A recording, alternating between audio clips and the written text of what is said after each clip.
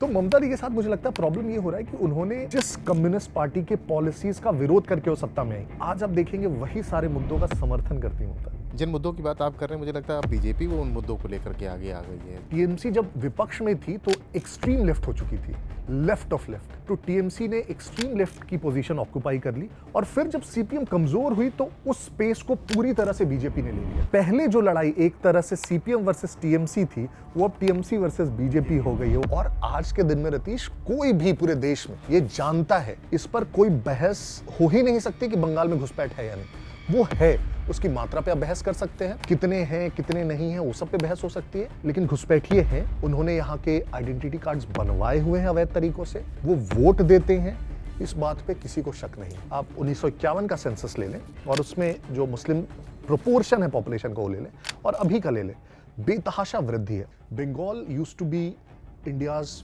Most prosperous state. एक और चीज जो दोनों को कनेक्ट कर रही है इनफैक्ट उत्तर प्रदेश और वेस्ट बंगाल को, और दोनों जगह मुझे लगता है जो दो बड़े नेता हैं केंद्र के अगेंस्ट रहते हैं और भाजपा के अगेंस्ट काफी वोकल रहते हैं, अखिलेश यादव, ममता बनर्जी, दोनों एक जिस मुद्दे का विरोध कर रहे हैं बड़ी मुखरता से, वो है एसआईआर। लेकिन अखिलेश यादव ने पीडीएफ प्रहरी भी बनाया कि भाई एसआईआर में फॉर्म भर दो, विरोध करूंगा लेकिन इनफैक्ट झारखंड में हमारे एक मंत्री और स्वास्थ्य मंत्री, उन्होंने तो यहाँ तक कह दिया था एक सभा में कि अगर कोई बीएलओ आए तुमसे फॉर्म भरवाने को कहे तो उसको पकड़कर बंदी बना दो। ये लोग बड़बोलेपन में ये तो कह देते हैं कि इसका विरोध करना है, लेकिन उन्हें ये भी पता है डेमोक्रेटिक प्रोसेस है, so at the end of the day उनको फॉलो तो करना ही पड़ेगा। वेस्ट बंगाल में तो आप ही के बीएलओ है, आप ही के भी है, तो फिर वो विरोध आप किसका कर रहे हो? किसका करें? अपनी सरकार का करना पड़ेगा, फिर करेगा। इसीलिए मुद्दे की बात करता हूँ। बंगाल में जो चुनाव होने जा रहे हैं उनमें मुद्दे क्या रहने जा रहे हैं। नमस्कार दोस्तों, आपके साथ मैं हूँ रतीश शिवम त्रिवेदी और हमारे साथ हैं फेमस ऑथर और politician Mrityunjay Sharma. Thank you Ratheesh. और आज हम लोग चर्चा करने वाले हैं दो ऐसे राज्यों की जो शायद भौगोलिक रूप से एक साथ नहीं, राजनीतिक रूप से भी अलग अलग लगते हैं, भाषाएं अलग हैं, नेता अलग हैं, लेकिन कुछ कॉमन कनेक्शन है। हम बात कर रहे हैं उत्तर प्रदेश और बंगाल की। दोनों ही सीमाएं साझा करते हैं एक और अन्य राज्य से, बिहार से, जहां अभी अभी चुनाव हुए हैं। नतीजा बड़ा चौंकाने वाला रहा है, एनडीए को बहुत बड़ी बहुमत आई है और हमें लगा कि एक बहुत इंटरेस्टिंग कनेक्शन होगा क्योंकि बंगाल में चुनाव होने वाले हैं अगले 4 महीनों में जी। उत्तर प्रदेश में 1-1.25 साल के अंदर अंदर। तो क्या लगता है रतीश इनफैक्ट मैं इंट्रोड्यूस कर दूं, उत्तर प्रदेश की राजनीति पे बहुत गहरी पकड़ रखते हैं, 2 दशक से ज्यादा समय से एक पत्रकार के तौर पर उत्तर प्रदेश को कवर कर रहे हैं। सो आपसे शुरू करते हैं रतीश, क्या चल रहा है उत्तर प्रदेश में? मृत्युंजय, आपने मुझसे पूछा उत्तर प्रदेश के बारे में, तो उत्तर प्रदेश के बारे में तो कहा जाता है कि भाई यहाँ पर तो इलेक्शन मोड पे ही हर पार्टी रहती है। भारतीय जनता पार्टी के बारे में ज़्यादा बोला जाता है कि बीजेपी ज़्यादा इलेक्शन मोड में रहती है, 24/7 365 डेज़ रहती है। उत्तर प्रदेश में जैसा कि आपने भी कहा कि इलेक्शन आने वाला है, हर 5 साल में विधानसभा चुनाव, लोकसभा चुनाव होते रहते हैं। तो इलेक्शन उत्तर प्रदेश में 26 में तो नहीं, 27 में है, 26 में बंगाल में है, जिसकी पकड़ आपके पास बहुत ज़्यादा है, आपके पास बहुत ज़्यादा जानकारी बिहार और बंगाल की है। इस पॉडकास्ट के ज़रिए हम जानेंगे भी उस पर। लेकिन उत्तर प्रदेश में इस समय पंचायत इलेक्शन की बात कहें तो 2026 में वो इलेक्शन है और इसको सेमीफाइनल माना जा रहा है।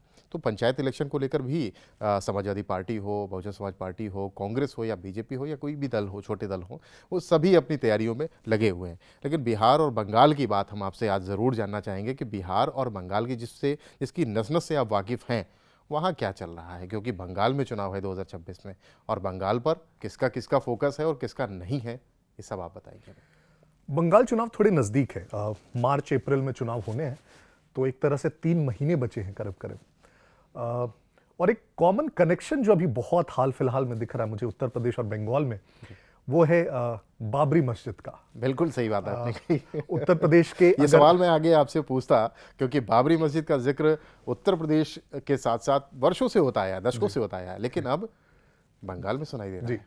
और इनफैक्ट अगर आप पिछला इलेक्शन देखेंगे तो जरूर कहा जा सकता है कि उसका बहुत बड़ा प्रभाव रहा उस पूरे आंदोलन का, राम मंदिर के बनने का, चाहे वो लोकसभा चुनाव हो या फिर विधानसभा चुनाव। एक उसको ऑफशूट अभी आया है बंगाल में, बहुत स्पेसिफिक रीजन हम बोल सकते हैं क्योंकि जो मुस्लिमों की आबादी है वो बंगाल में बहुत सिग्निफिकेंट है। ऑफिशियल फिगर्स आप 2011 के जाएंगे तो करीब 27% थे, अभी 30% आराम से आप कमिंग सेंसस में हमें देखने को मिल सकता है। अनऑफिशियली, क्योंकि बहुत ज़्यादा घुसपैठ भी कहा जाता है वहाँ पे है, तो शायद और भी ज़्यादा हो। तो अब इस एंगल से वो एक एपिसेंटर बन के उभर रहा है मुस्लिम पॉलिटिक्स का, अगर आप देखेंगे तो वो स्टेट। और अभी वो जो पूरा इंसिडेंट हुआ है जिसमें वहाँ के विधायक हैं टीएमसी के, अब निष्कासित है, हाँ, और वो बाबरी मस्जिद बनाने के लिए उन्होंने पूरा एक एक तरह से वो पूरी सभा की। लेकिन दीदी नाराज हो गई, पार्टी से निकाल दिया। पार्टी बना रहे हैं कि नहीं बना रहे हुमायूं कबीर? तो ये ट्रिकी है। देखिए, ममता दी के साथ दिक्कत क्या है कि उन्होंने, क्या होता है कई बार आप किसी भी एक कोई एक अस्त्र जब उठाते हैं तो आपको लगता है कि आपके वश में रहेगा वो अस्त्र। जैसे आपको याद होगा जब यूएस ने अल कायदा बनाया था तो उसे लगा कि ये तो मेरा काम करेगा रशिया के खिलाफ, बाद में उसे ही तो ममता दी के साथ मुझे लगता है प्रॉब्लम ये हो रहा है कि उन्होंने इनफैक्ट सबसे पहले तो उन्होंने जिस कम्युनिस्ट पार्टी के पॉलिसीज का विरोध करके वो सत्ता में आई, उन्होंने घुसपैठ के मुद्दे पर सदन में सबसे ज्यादा हल्ला उठाया, स्पीकर के चेयर पर पेपर फेंका, रोई उस पर वो। उन्होंने जब कांग्रेस सरकार में वो थी, यूपीए की सरकार में 2009 में, उन्होंने सेंटर से स्पेसिफिक रिक्वेस्ट डाला कि पैरामिलिट्री फोर्सेस भेजे जाए क्योंकि सीपीएम बूथ लूट लेगी। आज आप देखेंगे वही सारे मुद्दों का समर्थन करती है ममता दी। शुरुआत में शायद उन्हें लगा कि जो भी अपने कंट्रोल में ही रहेंगे, लेकिन अक्सर ऐसा होता नहीं है पॉलिटिक्स में। जब वो पावरफुल होते जाते हैं तो फिर वो धीरे धीरे और अग्रेसिव होते हैं। जिन मुद्दों की बात आप कर रहे हैं, मुझे लगता है अब बीजेपी वो उन मुद्दों को लेकर के आगे आ गई है। जिस तरीके से घुसपैठ की बात कर रहे हैं, एसआईआर पूरे देश में चल रहा है, एसआईआर के बाद अब बाबरी मस्जिद की बात चल रही है, और जो मुस्लिम डोमिनेटेड एरियाज़ जो बंगाल के हैं वहाँ पर घुसपैठ, रोहिंग्या, बांग्लादेशी मुद्दा इतना ज़्यादा है। क्या आने वाले चुनाव में बीजेपी के लिए, हमने पिछले चुनावों में भी देखा है, इन चुनावों में ज़्यादा मुखर होने वाली है बीजेपी इन मुद्दों को लेकर? मुझे लगता है हुआ क्या रतीश कि पहले जो स्पेस सीपीएम ऑक्युपाई करती थी, जिसे हम लेफ्ट बोलते हैं, टीएमसी जब विपक्ष में थी तो एक्सट्रीम लेफ्ट हो चुकी थी, लेफ्ट ऑफ लेफ्ट। तो टीएमसी ने एक्सट्रीम लेफ्ट की पोजीशन ऑक्युपाई कर ली और सीपीएम थोड़ा राइट दिखने लगी उसके कंपैरिजन में। वो इंडस्ट्रियलाइजेशन की बात करने लगी अचानक से, आपको याद होगा बुद्धदेव भट्टाचार्य, उसके बाद सिंगू नंदीग्राम सब होता है। और फिर जब सीपीएम कमजोर हुई तो उस स्पेस को पूरी तरह से बीजेपी ने ले लिया। तो पहले जो लड़ाई एक तरह से सीपीएम वर्सेस टीएमसी थी, वो अब टीएमसी वर्सेस बीजेपी हो गई है। वो लेफ्ट और राइट के अगर स्पेक्ट्रम में भी आप देखेंगे तो मुझे लगता है कि बहुत स्ट्रांग लड़ाई होने वाली है, क्योंकि एक तो शुरुआती दिनों में जो एक अपीजमेंट का आरोप लगता था दीदी पे, वो थोड़ा लगता था कि ठीक है थोड़ा बहुत है, लेकिन अब मुझे लगता है वो एक्सट्रीम प्रोपोर्शंस लेते जा रहे हैं। बहुत सारे ऐसे छोटे छोटे वहां पे इंसिडेंट्स हुए हैं। फॉर एग्जांपल दुर्गा पूजा का जो मूर्ति विसर्जन उसे पोस्टपोन कर देना मुहर्रम के कारण, और ये चीजें वहां के लोगों को थोड़ी ज्यादा लगने लगी है अपीजमेंट के स्पेक्ट्रम। आपने कहा अपीजमेंट की बात, ममता बनर्जी को बीजेपी ने हर मंच पर जाकर के इस बात को दोहराया है। लेकिन अगर बात करें हुमायूं कबीर पर, उन पर तो कार्रवाई करी ना। क्या बाबरी मस्जिद भारी पड़ गया, या ममता बनर्जी को लगा कि भाई अगले साल तो इलेक्शन है और अगर इस पर कुछ कार्रवाई नहीं की गई तब तो फिर दिक्कत होने वाली है? क्या आप क्या सोच रहे हैं, क्या एनालिसिस करते क्या है इसमें आप? मुझे वही लगता है कि ममता बनर्जी को भी लगा कि ये बहुत ज्यादा एक्सट्रीम हो गया। सो वो जो एक्सट्रीम का एक टॉलरेंस लिमिट है वो क्रॉस हो गया है। और शायद अगर मैं इसमें चुप रहूंगी तो हिंदू वोट पूरा कंसोलिडेट हो जाएगा हमारे अगेंस्ट। क्योंकि उनके बैक ऑफ द माइंड ये भी तो रहा होगा कि अगर इस पे कार्रवाई करती हूँ तो फिर जो उनका कन्वेंशनल वोटर है वो भी तो नाराज होगा। I agree. मेरे ख्याल से ये थोड़ा एक बैलेंसिंग एक्ट होगा। हाँ, इसको बैलेंस कैसे करेंगे आप ये बताइए।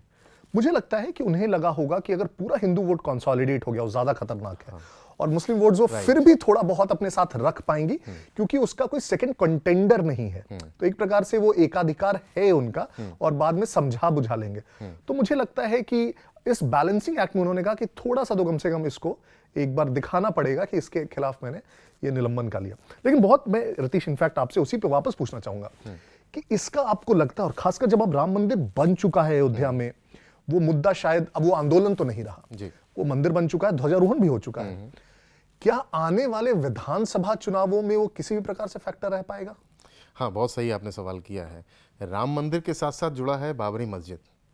बाबरी मस्जिद मुर्शिदाबाद में अगर आवाज़ उठती है तो मुद्दा बनती है, 2026 के इलेक्शन में मुद्दा बनेगी। बंगाल में जाता है आपने कही 27 के लिए मैं आपको बता दूं कि बाबरी मस्जिद को बनाने के लिए भी धन्नीपुर में अयोध्या के पास 5 एकड़ की ज़मीन दी गई थी।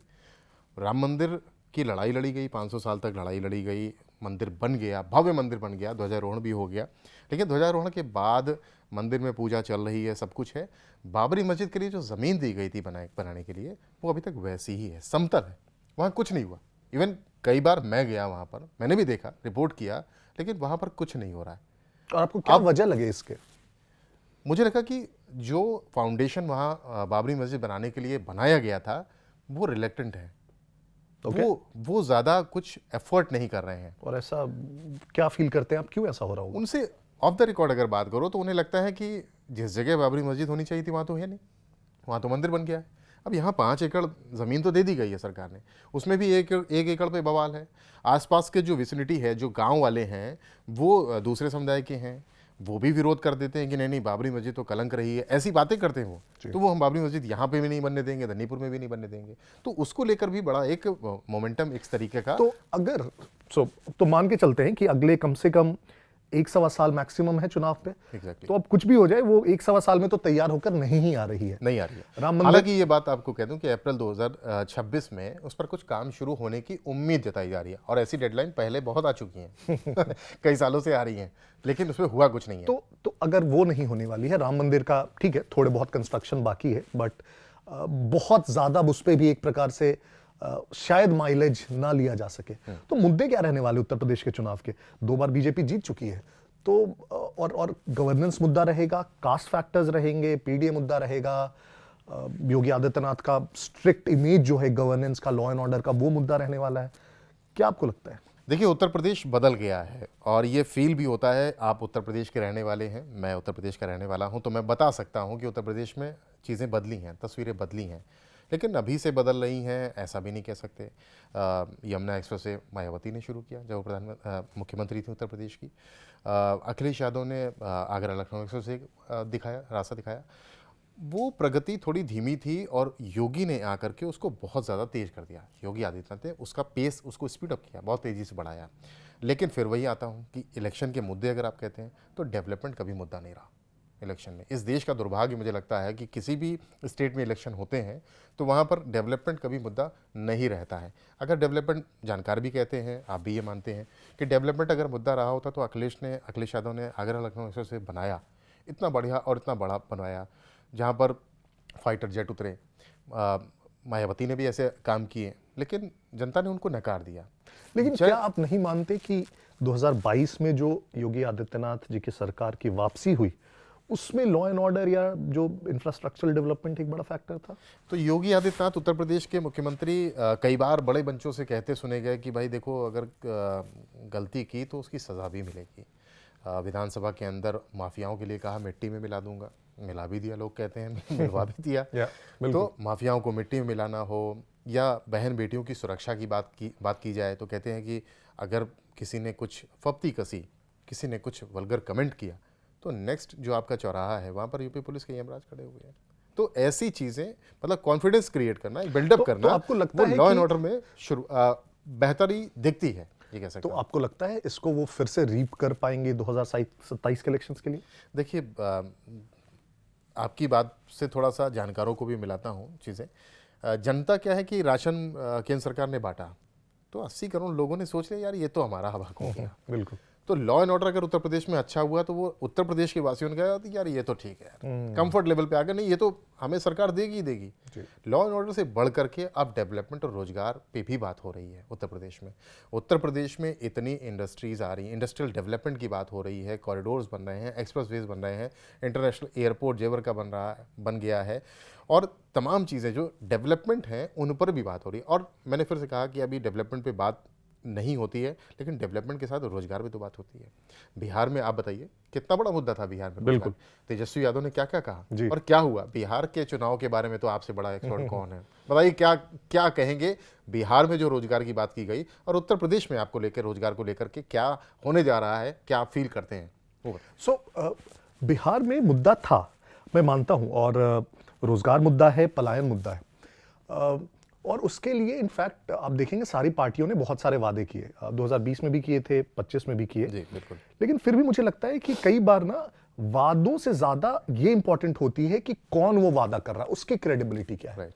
सो भले ही आप बोल दे 10 लाख 50 लाख करोड़ नौकरी कुछ भी बोल दे आप बोल दे मैं फलाना दे दूंगा, मैं स्वर्ग तक सीढ़ी लगा दूंगा, लेकिन अगर आपकी क्रेडिबिलिटी नहीं है उनके निगाहों में तो आपके वादे धरे के धरे रह अच्छा, जाते हैं। पढ़े लिखे लोगों को तो ये समझ में आ जाता है कि भाई हर घर में एक सरकारी नौकरी देने का बात की गई, लेकिन जो नीचे बैठा तबका है, जो गरीब है, जो आस लगाए बैठा सरकार से बहुत सारी चीज़ों की, उनको समझ में आ गया था मुद्दा? बिल्कुल रतीश जी। सो इनफैक्ट देखिए, इंटरेस्टिंगली बिहार, उत्तर प्रदेश पिछड़े स्टेट कहे जाते हैं, लेकिन बीमारू राज्य, बीमारू राज्य पहले के, लेकिन आप यहाँ की जनता को अगर देखेंगे तो पॉलिटिकली मोस्ट अवेयर क्लास होगी पूरे देश में करीब करीब।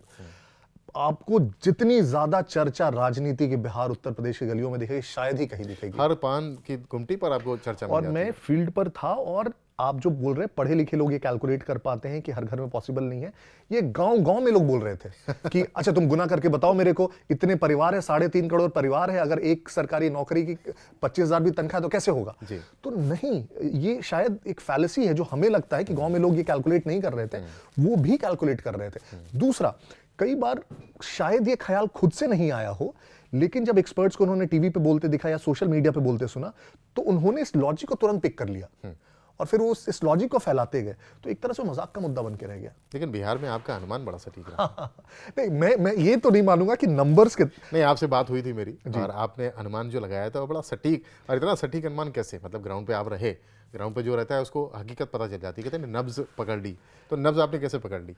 जी, जैसा आपने कहा, उत्तर प्रदेश की राजनीति के लिए भी, बिहार की राजनीति में भी बहुत सारे मुद्दे हैं। विकास एक मुद्दा है, लॉ एंड ऑर्डर एक मुद्दा है, लेकिन कास्ट कॉम्बिनेशंस बहुत इंपॉर्टेंट होता है। और पहली बार आप देखेंगे जो इस बार एनडीए का कॉम्बिनेशन था वो इतना स्ट्रांग कभी नहीं रहा।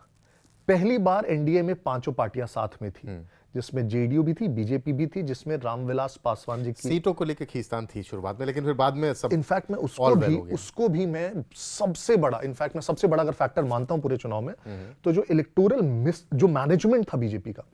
क्योंकि देखिए, आप जो दूसरी तरफ गठबंधन थी, उन्होंने वो लास्ट तक सीट फाइनल नहीं कर पाए, और इधर 5 पार्टियों के नेताओं ने एक साथ ट्वीट पेस्ट करके भेज दिया कि हमारी सीट फाइनलाइज हो गई है। अमित शाह 1 हफ्ते तक बैठे रहे पटना में, एक एक व्यक्ति जो नाराज था उसे मनाया, एक एक बागी उम्मीदवार को बिठाया। मुझे लगता है कि इलेक्टोरल मैनेजमेंट में मास्टर क्लास था बिहार, इसीलिए कहते हैं, मुझे लगता है। राइट। और इनफैक्ट मैं उसी को बस एक्सटेंड करता हूं।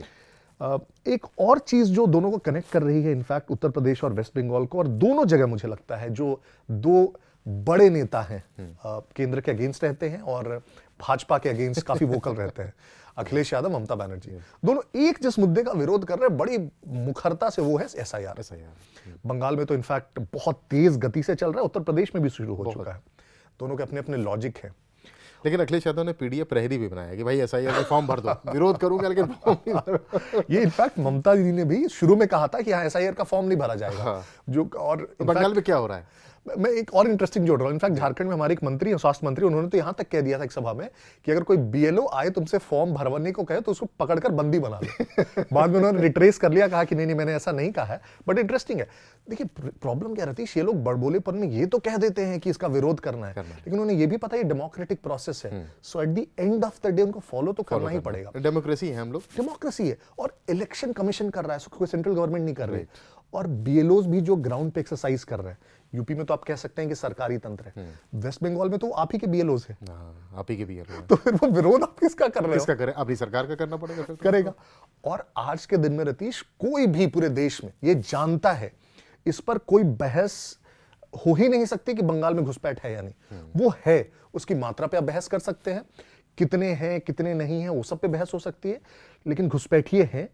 उन्होंने यहाँ के आइडेंटिटी कार्ड्स बनवाए हुए हैं अवैध तरीकों से, वो वोट देते हैं, इस बात पे किसी को शक नहीं है। अच्छा, आपकी बात को बीच में रोकता हूँ। उत्तर प्रदेश में कहा जा रहा है कि 3 करोड़ के आसपास ऐसे लोग हैं जो गायब हैं, या जिनके मतदाता सूची में उनके नाम हैं लेकिन वो हैं नहीं। तो बंगाल में क्या होने जा रहा है? और दूसरा सवाल भी मैं ऐड ऑन कर देता हूँ, बंगाल के मुद्दे क्या होंगे? उत्तर प्रदेश से पहले तो बंगाल में जंग लड़ी जानी है। अगर बिहार को रेफरेंस आप लेंगे, बिहार में करीब 60-65 लाख नाम काटे गए 8 करोड़ वोटरों में से, राइट। यूपी में 15 करोड़ के आसपास वोटर हैं। तो आप मैं एवरेज लेके चल रहा हूँ, यूपी में शायद थोड़ा कम हो क्योंकि बिहार की सीमा थोड़ी सटी है बंगाल से, राइट। तो घुसपैठ जो सीमांचल वाला एरिया शायद थोड़ा ज्यादा दिखे वहां पे आपको। बंगाल मुझे ये संख्या और भी ज्यादा लगती है, क्योंकि बंगाल के अगर आप देखेंगे सारे जिलों में से 8 जिले बांग्लादेश को बॉर्डर करते हैं। और खास करके जो सेंट्रल बंगाल का बेल्ट है, मालदा, मुर्शिदाबाद, और फिर आप 24 परगना पे आ जाए, तो मालदा मुर्शिदाबाद से बहुत ज्यादा घुसपैठ होती है उन एरियाज में। इनफैक्ट और डेटा है कि आप 1951 का सेंसस ले लें और उसमें जो मुस्लिम प्रोपोर्शन है पॉपुलेशन का वो ले लें और अभी का ले लें, बेतहाशा वृद्धि है। और उसका एक ही एट्रीब्यूशन हो सकता है कि वो अक्रॉस द बॉर्डर को अच्छा, ये भी खबरें आई थी कि कुछ गांव खाली हो गए हैं, हो रहे हैं। बहुत सारे गांव खाली हो रहे इनफैक्ट हैं। आप कैलकाटा में एक पूरा एरिया है न्यू टाउन का, अच्छा, और और उस न्यू टाउन के एरिया में मेरी बात भी हुई कई सारे मित्रों से जो वहाँ रहते हैं। न्यू टाउन के एरिया में बहुत सारे अवैध बस्तियां थी जो एक तरह से पूरे खाली दिख रहे हैं अभी, और लोग उसके फोटोज भेज रहे हैं, वीडियोस भेज रहे हैं। एक तरह से ये डर बैठ चुका है, ये डर एक तरह से नैरेटिव चला है कि ये जो फॉर्म भरे जा रहे हैं, अगर फॉर्म भर के हमने दे दिया, अगर हम आइडेंटिफाई हो गए कि हम अवैध घुसपैठिए तो हम पकड़ लिए जाएंगे। बीच में आपको रोकता हूँ, घुसपैठ की बात कर रहे हैं तो भाई प्रधानमंत्री नरेंद्र मोदी हो, गृह मंत्री अमित शाह हो, तीसरी आवाज़ तो हमारे मुख्यमंत्री की सुनाई पड़ती है, उत्तर प्रदेश के योगी आदित्यनाथ। बड़े मुखर रहे हैं 2021 से लेकर के और अब तक। बिल्कुल, वो लगातार बंगाल में गए, 2021 के चुनाव में 77 सीटें बीजेपी ने जीती वहाँ पर। प्रखर हिंदुत्ववादी हैं, खुलेआम कहते हैं, संवैधानिक पद पे बैठे। कई बार कहा जाता है कि संवैधानिक पद पे बैठे आदमी को इस तरीके की बातें नहीं करनी चाहिए। बटोगे तो कटोगे नारा दिया उन्होंने, बोला। और इस पर आपको क्या लगता है कि 2026 का जो चुनाव बंगाल में आने वाला, भाई स्टार प्रचारक की सूची में रहते हैं, आपको ही मालूम है तो स्टार प्रचारक की सूची में यहाँ भी रहेंगे और फिर बंगाल भी जाएंगे, और बंगाल में जाकर के क्या नया नैरेटिव गढ़ेंगे या क्या करने वाले हैं, क्या लगता है आपको? मुझे रोल तो बड़ा महत्वपूर्ण लगता है उनका, और इसलिए क्योंकि जो मैंने कहा कि पहले बंगाल में हमेशा से एक इतिहास रहा है कि हिंदू मुस्लिम डिविजन्स बहुत स्टार्क नहीं रहे हैं। उसका एक बहुत बड़ा रीजन रहा है कि जब यूनाइटेड बंगाल भी था आज़ादी के पहले, तो एक तरह से वो को एग्जिस्टेंस रहा है क्योंकि प्रोपोर्शन मुस्लिम पॉपुलेशन की बहुत हाई थी। और जो प्राइमरी आइडेंटिटी की बात करते हैं कई बार, तो वहाँ की primary identity being a Bengali थी। वो लैंग्वेज प्राइमरी आइडेंटिटी, वो कल्चर है रादर देन रिलीजन और कास्ट। आप देखेंगे कास्ट की बात तो इनफैक्ट ममता बनर्जी इनफैक्ट एक ब्राह्मण है, लेकिन आप कभी वहाँ पे उस प्रकार के नैरेटिव्स नहीं सुनेंगे कि बैकवर्ड्स यूनाइट नहीं सुनने को आता। करेक्ट। तो प्राइमरी आइडेंटिटी बंगाली थी। इनफैक्ट अभी तक कुछ वर्षों पहले तक, इनफैक्ट मैं बोलूंगा बांग्लादेश में जो अभी तख्ता पलट हुआ उसके पहले तक, अगर बंगाल का कोई व्यक्ति सम्मानित होता था तो बांग्लादेश में भी जश्न मनाया जाता था, बिल्कुल, एंड वाइस वर्सा। वो बांग्ला अस्मिता थी वो। एग्जैक्टली। लेकिन बांग्लादेश में तख्ता पलट के बाद क्या हुआ, कुछ ऐसे बहुत अनवांटेड इंसिडेंसेस हुए, हिंदुओं पे वहां पे अटैक हुआ, रविंद्रनाथ टैगोर के घर पे अटैक हुआ। ये बहुत बड़ा एक शॉकर था, और वो फिर दिखने लगा कि हमारी तो आइडेंटिटी हमने बंगला रखी सबसे प्राइमरी, वहां की आइडेंटिटी रिलीजन हो गई। तो इस बार मुझे शिफ्ट देखा, वो शिफ्ट मुझे दिख रहा है। और थोड़ा सा मुझे लगता है कि वो जो प्राइमरी आइडेंटिटी में लोग डिस्कार्ड कर रहे थे कि कोई बात नहीं, इवन इफ मुस्लिम है तो पहले बंगाली, वो थोड़ा मुझे चेंज होता दिखता है। और उसका एक और फैक्टर, ये मुर्शिदाबाद में जो दंगे हुए अभी, फिर ये जो बाबरी मस्जिद का, तो मुझे ये थोड़ा और ज्यादा होता दिख रहा है। और वहां मुझे लगता है कि फिर योगी आदित्यनाथ की अपील और ज्यादा बढ़ जाती है, और मुझे लगता है आने वाले इलेक्शंस में बहुत ज्यादा वहां पर उनके भाषण होंगे, डिमांड भी होगी। और जैसे बिहार में अभी हमने देखा कि सीमांचल के इलाके में ज़्यादातर वहाँ पर रैलियाँ योगी आदित्यनाथ की बहुत हुई। आपको क्या लगता है कि इन एरियाज़ में भी वही योगी आदित्यनाथ का वो चलने जा रहा है? बहुत होने जा रहा है मुझे लगता है, और एक प्रकार से आवाज़ भी बन रही है। इनफैक्ट देखिए, बंगाल कभी वो वैसी जगह नहीं रही थी जहाँ पे हम एक्सपेक्ट कर सकते थे कि ब्रिगेड ग्राउंड में 5 लाख लोग एक साथ आकर गीता का पाठ करेंगे। तो हाँ, ये इस पर मैं आपसे अगला सवाल ही करने वाला था कि ये क्या है, मतलब बाबरी मस्जिद का ऐलान होता है, इधर 5 लाख लोग, हालांकि ये हर साल होता है, लेकिन इस बार इतना संख्या, हाँ, इस बार इतनी संख्या और प्रासंगिकता इतनी कैसे बढ़ गई? बिल्कुल, मैं वही कह रहा हूँ रितीश, क्योंकि एक नॉर्मली होना और एक होना किसी के रिएक्शन में, तो उसके रिएक्शन के तौर पर ये जो बाबरी मस्जिद वाला पूरा इंसिडेंट हुआ, मुर्शिदाबाद के दंगे हुए, इसको आप रिएक्शन कह रहे हैं? मैं मानता हूँ उस रिएक्शन से जो भीड़ आपने देखी और उसका एक पैशन उसके प्रति और जो विजिबिलिटी आई, वो काफी ज्यादा बढ़ गई। वो शायद एक नॉर्मल इवेंट होता, अगर इस प्रकार की चीजें नहीं हुई होती। अभी उसका स्वरूप जो आप देख रहे हैं, शायद उस स्वरूप में नहीं। इलेक्शन अपकमिंग है, इसलिए भी ऐसा हो सकता है बंगाल में, पॉसिबल। बट मुझे लगता है, अगेन मैं फिर से कह रहा हूं कि कई बार लोग ना धीरे धीरे एक एक आइडियोलॉजी की तरफ मूव करते हैं। मैं वही कह रहा हूँ, वो जो प्राइमरी आइडेंटिटी वाली है, पिछले कुछ वर्षों में जो एक बार से अपीजमेंट हुई, वो एक एक छोटे छोटे इंसिडेंट हुए, दुर्गा पूजा से लेके मुर्शिदाबाद दंगे से लेके बाबे, तो बहुत सारे ऐसे लोग हो जो शायद पहले बीजेपी के साथ नहीं थे या क्रिटिसाइज कर रहे थे, वो अब देखते हैं कि ममता हैज गॉन टू एक्सट्रीम। तो जो दूसरा ऑप्शन है और ज्यादा बेटर ऑप्शन है, इट्स द बीजेपी। इसीलिए मुद्दे की बात करता हूँ सीधे। मुद्दे की बात यह है कि बंगाल में जो चुनाव होने जा रहे हैं उनमें मुद्दे क्या रहने जा रहे हैं? मुझे लगता है एक जो सबसे बड़ा मुद्दा है रतीश, इनफैक्ट आप भी बात कर रहे थे कि बंगाल की हालत अगर आप आज़ादी से अभी तक देखेंगे, 60 के दशक से आप कंपेयर करेंगे, Bengal used to be India's most prosperous state. Industries के टर्म्स में, है ना, जॉब्स के टर्म्स में, कल्चर के टर्म्स में, राइट, सच कल्चरल प्राइड, यस। और जो फिर बंगाल हो गया है, it's a shame I would say, right. Jobs नहीं है, इंडस्ट्रीज को जिस प्रकार से भगाया गया लिटरली, आज बात भी की जाती है तो कोई इंडस्ट्रियलिस्ट आने को तैयार नहीं होता बंगाल में, राइट। उन्हें लगता है कि हम जाएंगे वहां पे स्ट्राइक आउट, लॉकआउट, धरना प्रदर्शन, इसी में हम फंस के रह जाएंगे। वहाँ के लोग कल्चरली बहुत जुड़े हैं बंगाल से, वो माइग्रेट नहीं करना चाहते। मैं जानता हूँ बहुत सारे ऐसे दोस्तों को, मेरे इंजीनियरिंग के दोस्त हैं, मेरे MBA के दोस्त हैं, उनको बहुत बेटर जॉब्स मिल सकती है बॉम्बे में, दिल्ली में, वो लेकिन कलकत्ता में कोई जॉब ज्यादा लेना पसंद करते हैं, लेकिन फिर भी वहाँ जॉब्स नहीं है। तो वो भी मुद्दे हैं कि, और दूसरा लोग देख रहे हैं कि इतने वर्षों की जो एक लेफ्टिस्ट एक प्रकार से गवर्नेंस रही है, उसका बहुत इकोनॉमिक बेनिफिट्स नहीं आ रहा है, उसमें अपीसमेंट प्लस जुड़ गया है। तो as a society it's decaying. Calcutta में आप कई सारे मॉल्स में जाएंगे, मैं जाता हूँ मॉल्स में इतने डिम लाइट्स होते हैं कि इट्स डिप्रेसिंग टू सी। तो मैंने अपने एक दोस्त को कहा कि ये मॉल में इतने डिम लाइट्स कैसे हो सकते हैं? Malls are supposed to be bright and happy and cheerful. So I don't know, वो शायद एक मुद्दा रहे, लेकिन मुझे अभी लगता है सबसे बड़ा जो मुद्दा होने जा रहा है वो यही होने जा रहा है कि बंगाल दो हिस्सों में बंट चुका है। वो 30% बनाम 70% जो दिख रहा है, वो एक बहुत बड़ी दरार। अच्छा, जो उत्तर प्रदेश में चल रहा था कि 80 बनाम 20 और तो आप समझ लीजिए शायद ऐसा चल रहा था, तो अब बंगाल के आगामी चुनाव में वो सुनने में मिलेगा, ऐसा हो सकता है? एक सर्टेन फॉर्म में रतीश, यस, क्योंकि शायद उत्तर प्रदेश ने अभी तक पश्चिमी उत्तर प्रदेश को थोड़ा सा छोड़ देते जी।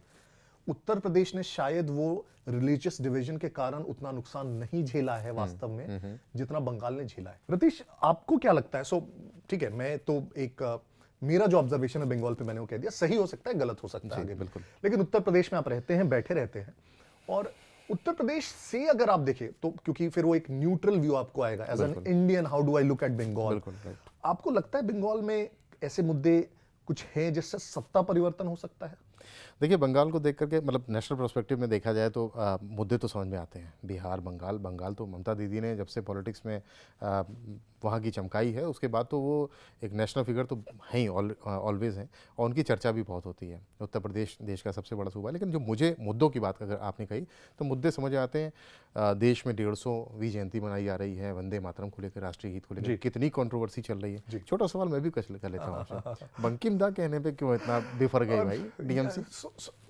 मैं इसे इनफैक्ट रतीश, पॉलिटिकल इंक्लिनेशन के अलावा मैं इसे दुर्भाग्य मानता हूं देश का, कि वंदे मातरम पे किसी प्रकार की कंट्रोवर्सी हो सकती है इस देश में। बहुत दुर्भाग्यपूर्ण है। और मैं जानता हूं ऐसे पॉलिटिकल पार्टीज को, लोगों को, जो ओपनली कहते हैं कि ये हम नहीं बोलेंगे या हम नहीं गाएंगे Vande Mataram. That's very sad.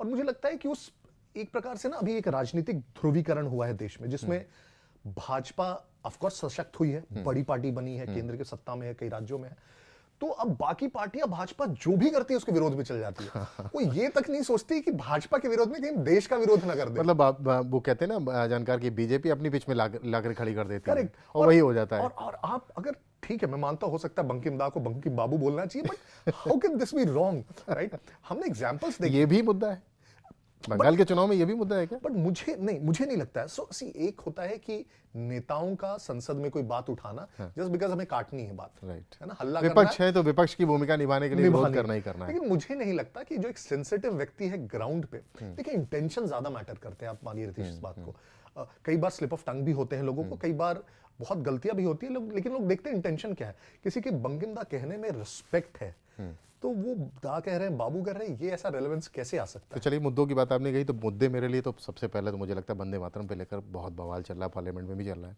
दूसरा, बाबरी मस्जिद एक बार फिर से आ गई है। राम मंदिर को अलग कर दें, बाबरी मस्जिद लेकिन चिंता बढ़ा रही है। इस पर भी बीजेपी और इस पर योगी आदित्यनाथ ज़रूर प्ले करेंगे जब वो स्टार प्रचारक के रूप में बंगाल पहुंचेंगे। तीसरा, लॉ एंड ऑर्डर कहा जाता है, और चौथा, अवैध घुसपैठी। एसआईआर बहुत बड़ा मुद्दा होने जा रहा है, और जब एसआईआर में मतदाता सूची में नाम कटेंगे तो आपके यूपी में चर्चा हो रही है एसआईआर की? बहुत ज़्यादा चर्चा है।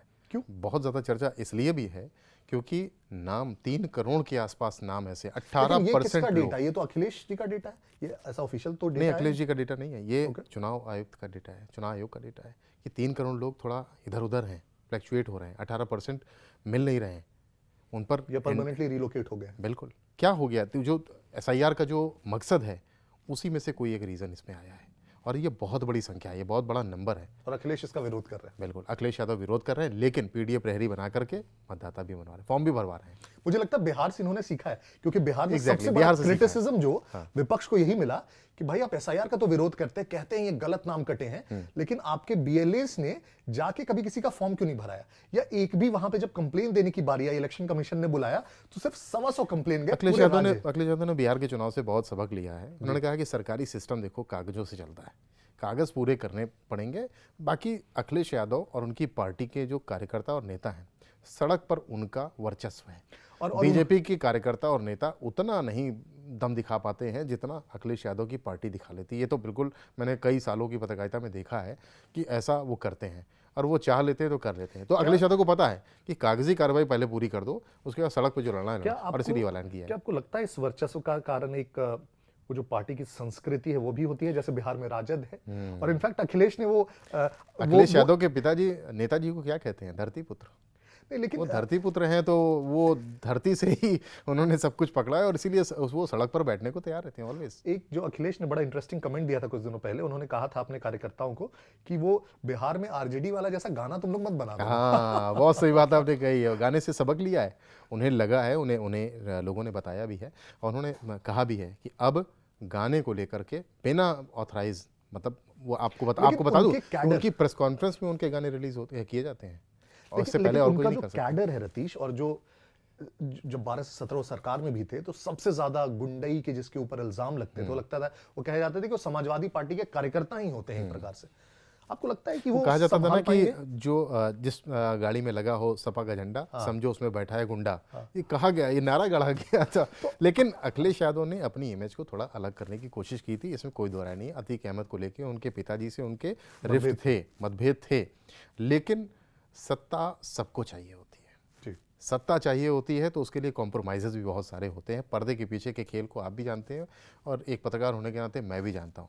तो विरोध उन्होंने किया, वो विकास की राजनीति पर काम करना चाहते हैं। उनसे जब भी हमारी मुलाकात होती है तो वो यही कहते हैं कि डेवलपमेंट, रोज़गार पे वो काम करना चाहते हैं, लेकिन उनको मौका मिले तब तो, क्योंकि बीजेपी ने वहाँ पर अपना मजबूत बहुत पकड़ करके रखी हुई है। लेकिन 2026 में क्या खेला होने जा रहा है ये तो देखना होगा। कि आपने बंगाल और बिहार के बारे में बहुत ज़्यादा हमको बताया कि बंगाल और बिहार में क्या होने जा रहा है, बिहार में क्या हुआ, क्यों हुआ, बंगाल में क्या होने जा रहा है, और उत्तर प्रदेश के सीएम योगी आदित्यनाथ जब बंगाल में पहुंचेंगे, या प्रधानमंत्री और अमित शाह गृह मंत्री की वहाँ पर रैलियाँ होंगी, तो स्टार प्रचारक वहाँ पर किस तरह से धुआंधार प्रचार करेंगे, और ममता दीदी की जो रेल है उसको डिरेल करने की कोशिश करेंगे। धन्यवाद।